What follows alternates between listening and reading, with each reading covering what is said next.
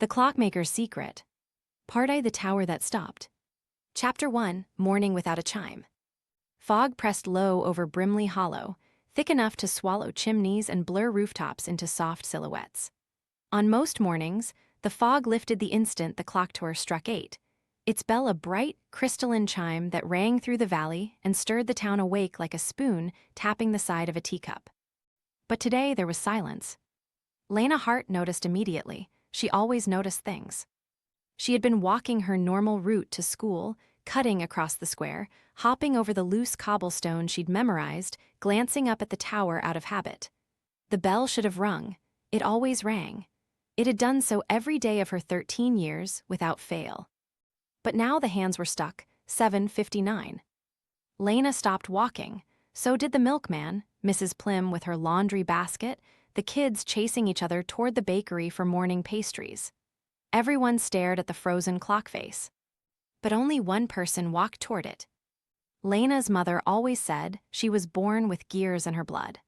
Lena didn't disagree. She understood machines the way other kids understood music or sports. She could fix a squeaky hinge by listening to it, or repair her friend's broken toy just by feeling where the tension in the spring was wrong. So when the clock tower, the biggest, oldest machine in the valley, failed, it felt like it was calling her. She crossed the empty square quietly. A strange stillness pressed against her ears. Even the birds seemed confused. The tower's door, heavy and wooden, groaned open when she pushed it. And Lena stepped inside. Chapter 2, The Key and the Gears.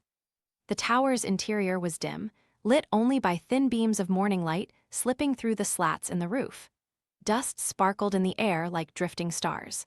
Lena carefully climbed the iron steps leading to the main gear room. A machine that size should have been clanking, whirring, humming with steady motion.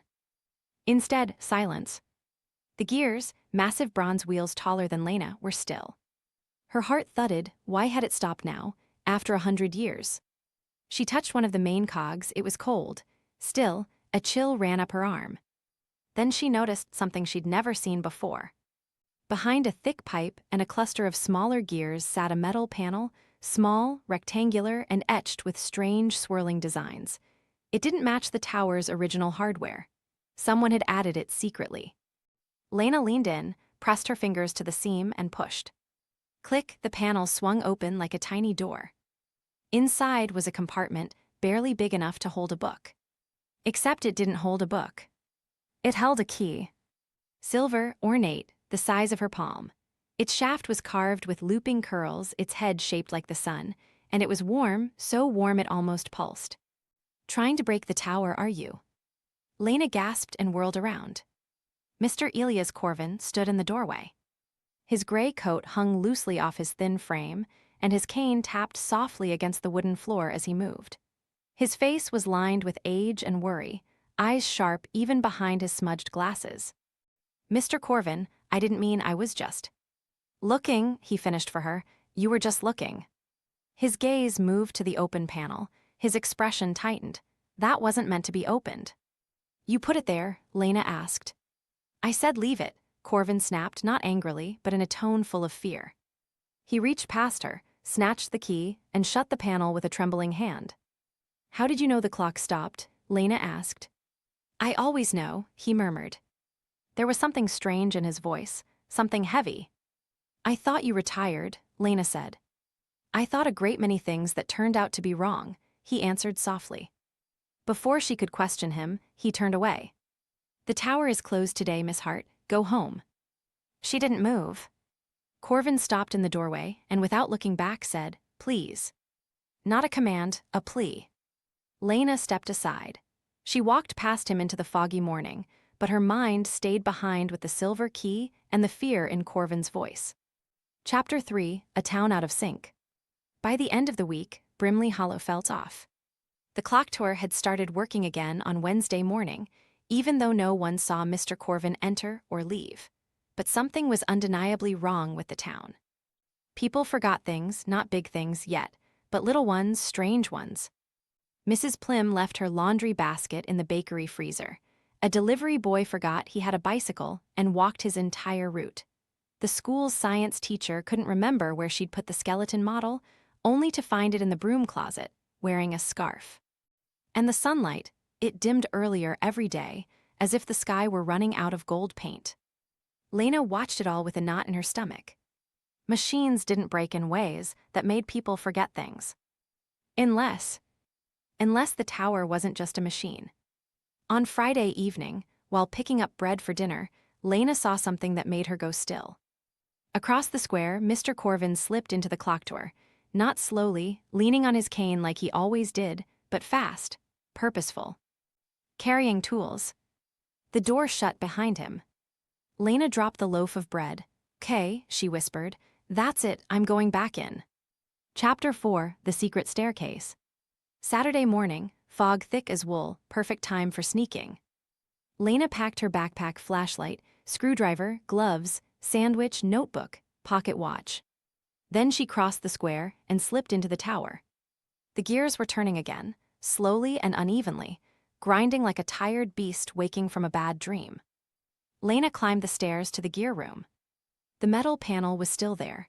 The pattern on it glinted faintly, like sunlight underwater. "What are you hiding?" she muttered. But the panel didn't open when she touched it this time.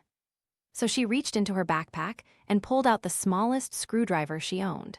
She pressed the tip into a narrow groove beside the hinge. The panel clicked again, soft, as if recognizing her touch.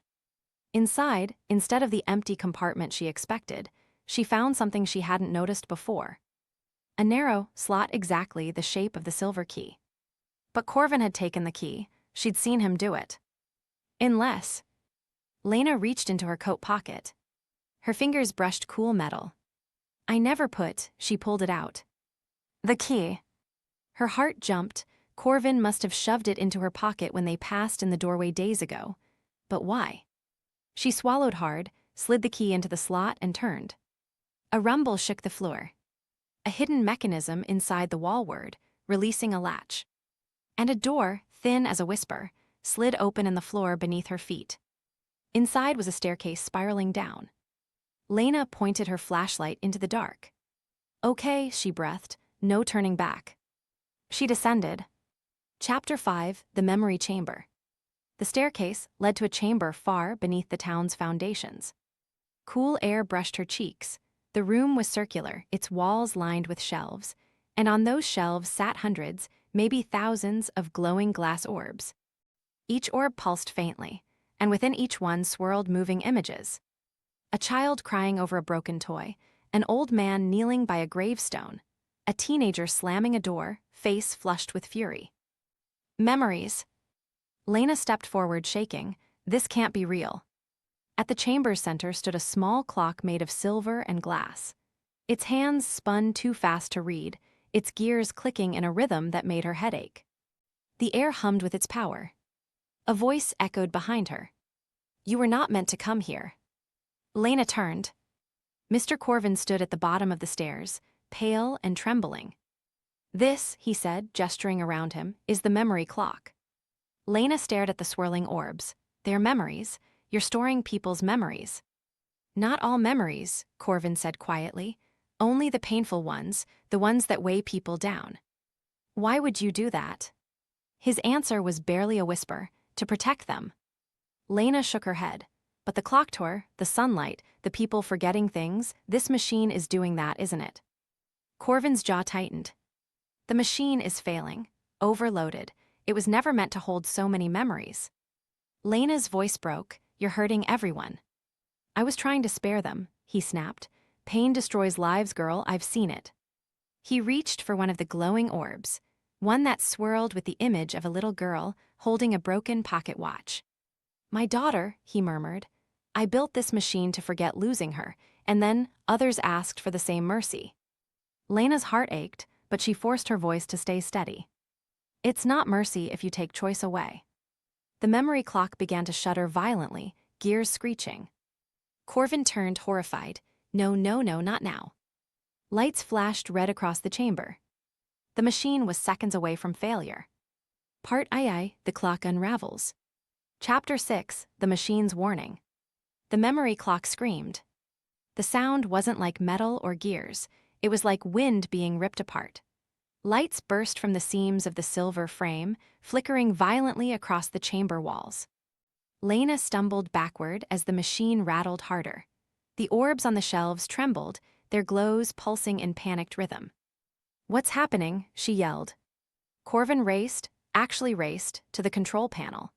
He moved with a speed that didn't match his thin frame or his cane or anything Lena thought she knew about him. "It's collapsing," he shouted. "Too much strain on the system, too many burdens taken from people who kept asking to forget." He slammed a switch, sparks flew. The orbs flickered. "What happens if it collapses?" Lena asked. Corvin hesitated. That hesitation told her everything. "Tell me." He swallowed.